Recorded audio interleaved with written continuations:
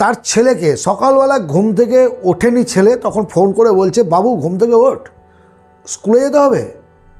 ও বলছে আজকে আমি স্কুল যাব না। ফোনে বলছে কিন্তু, ওঠ, যেতে হবে স্কুলে, না যাব না আজকে। আরে ওঠ, স্কুল যেতেই হবে তোকে, আর ঘুমিয়ে থাকলে হবে না, তোকে স্কুল যেতে হবে। না আমি যাবো না স্কুল, আমি স্কুল যাব না, বলছি তো তোমাকে যাবো না। ছেলে বলছে রাগ করে, কেন যাবে না? বলে কেন যাবে না তো স্কুল?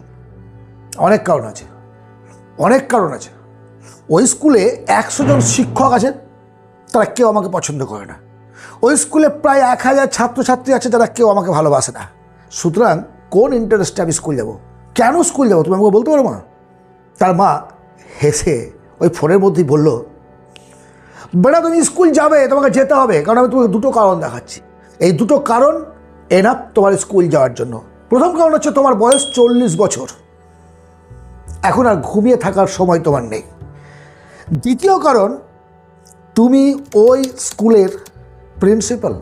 প্রত্যেকটা মানুষ তার জীবনে কাজ করার জন্য দুটো মন ব্যবহার করে, একটা হচ্ছে বাধ্য হয়ে কাজ করা, একটা হচ্ছে মন থেকে কাজ করা। কাজের এই দুটো কিন্তু রাস্তা। সে স্টুডেন্ট লাইফ বলুন, 100 জন ছেলের মধ্যে একজন ছেলে ভালোবেসে পড়াশোনা করে, বাকি 99 জনই জোর করে স্কুল পাঠাতে হয় তাদের। একদম অনুরূপ নিয়ম আমাদের কাজের জগতে। ব্যবসা বলুন, চাকরি বলুন, যা কিছু জোর করে বাধ্য হয়ে করছি। সংসার চালাতে হবে, ইনকাম করতে হবে, অর্থ না থাকলে সম্মান পাবো না, ছেলে মেয়েকে পড়াশোনা করাতে পারবো না। বিভিন্ন রকমের চিন্তা মাথার মধ্যে ঘুরপাক খায়, আর বাধ্য হয়ে তখন আমরা কাজ করি। আর একটা শ্রেণীর মানুষ আছে যারা ভেতর থেকে, ভেতরের দমে, ভেতরের আনন্দে, আবেগে কাজ করে। ইতিহাস যদি রচনা করতে হয় কাজের দ্বারা, তাহলে আপনাকে ভালোবেসে কাজ করতে হবে, মন থেকে কাজ করতে হবে। বাধ্য হয়ে কাজ করে জীবনে কোনোদিন কেউ সফল হয়নি, ইতিহাস তৈরি করতে পারেনি। ভাবুন, নিজে নিজে কল্পনা করুন, নিজের ভেতরের আগুন যদি জাগাতে না পারেন, সফল কীভাবে হবেন? ধনী হব, সাকসেস হব, সমাজের মানুষ আমাকে চিনবে, নাম করবে, সুনাম করবে। কেন কেন করবে? সোনার চামচ নিয়ে জন্মগ্রহণ করার পরেও সেই চামচটার সম্মান দিতে জানতে হয়, তবে টিকে থাকতে পারবেন এই সমাজে। নিজের ভেতরের আগুনটাকে জ্বালান, নিজের ভেতর থেকে কাজ করার উদ্দীপনা নিয়ে আসুন। এই বিশ্বব্রহ্মাণ্ড জগৎটা এমন সুন্দরভাবে সৃষ্টি করেছেন সৃষ্টিকর্তা, কল্পনা করতে পারবেন না। প্রত্যেকটার পেছনে কার্যকারণ সম্পর্ক আছে, যেটা আমরা বুঝেও বুঝি না। অটোমেটিক কিছু হয় না। অটোমেটিক যা কিছু হয় সেটা একমাত্র প্রকৃতির দ্বারা, সৃষ্টির দ্বারা। যদি জীবনে কিছু করতে চান, সফল হতে চান, তাহলে নিজের ভেতরের দমটাকে বার করে নিয়ে আসুন। মন থেকে কাজ করুন, মন থেকে পড়াশোনা করুন, মন থেকে স্কুল যান, মন থেকে অফিস যান, মন থেকে বিজনেস করুন, বাধ্য হয়ে নয়। এই যে আপনি আমার এই ভিডিওটি দেখছেন, এই ভিডিও দেখার জন্য আপনাকে কেউ বাধ্য করেছে? না।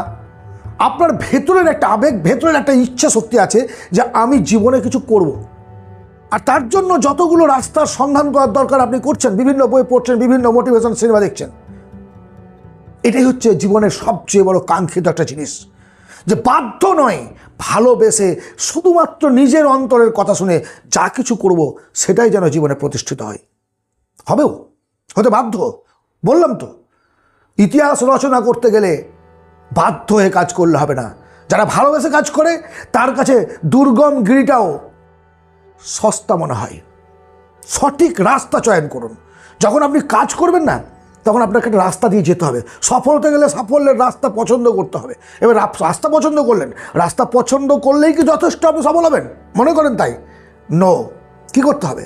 সেই রাস্তায় পাড়ি দিতে হবে, এগিয়ে যেতে হবে সঠিক পদ্ধতিতে। কিন্তু সঠিক স্বপ্ন দেখুন, যেটা পারবেন ধরতে তেমন ধরনের, তার সঙ্গে রাস্তা চয়েস করুন। এবার রাস্তায় যাওয়ার জন্য পরিকল্পনা করুন, রাস্তায় হাঁটুন। পরিকল্পনা করলে হবে না, রাস্তায় নেমে পড়তে হবে। ভুল পদক্ষেপ নিয়ে ফেলিওর হই কেন?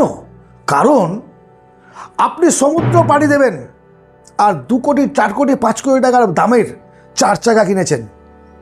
যত দামি আপনার বাহন হোক না কেন, আপনাকে একটা নৌকা ছাড়া নদীও পার করে দিতে পারবে না।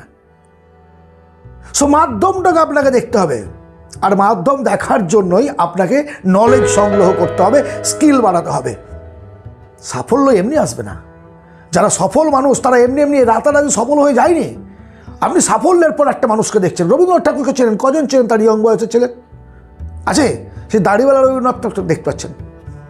আজ আপনি রতন টাটাকে দেখছেন, মুকেশ আম্বানিকে দেখছেন, তাদের ফার্স্ট জীবনের ছবি কজন দেখেছেন, কজন চেনেন? দেখালে বুঝতে পারবেন। অমিতাভ বচ্চনকে দেখছেন, শাহরুখ খানকে দেখছেন। স্ট্রাগল লাইফের, ফার্স্ট লাইফের জীবনটা ভাবুন একবার। কষ্ট না করলে কোনোদিনই সফল হবেন না। সহজভাবে যা কিছু পাওয়া যায় সহজেই চলে যায়, সস্তা জিনিস সেগুলো।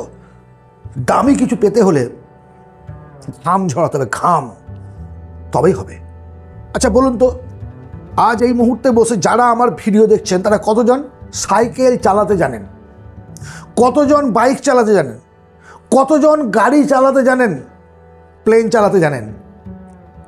বন্ধু, এই যে সাইকেল চালানোর কথাটা বললাম আমি, আপনি কোনো বই পড়ে, কোন বই পড়ে সাইকেল চালানো শিখেছেন বলুন? কোন বই পড়ে? এইভাবে প্যাডেল করবো, এইভাবে গিয়ার চেঞ্জ করবো, মোটর সাইকেল চালানো, গাড়ি চালানো, কোন বই পড়ে শিখেছেন বলুন আমাকে? না, এগুলো বই পড়ে হয় না, এগুলো স্কিল ওরিয়েন্টেড। এই শিক্ষাগুলো বাস্তব জগৎ থেকে নিতে হয়, নিজে হাতে কলমে শিখতে হয়। কিন্তু আপনি বলবেন এটা কি বিজ্ঞান নয়? গাড়ি চালানোটা বিজ্ঞান নয়?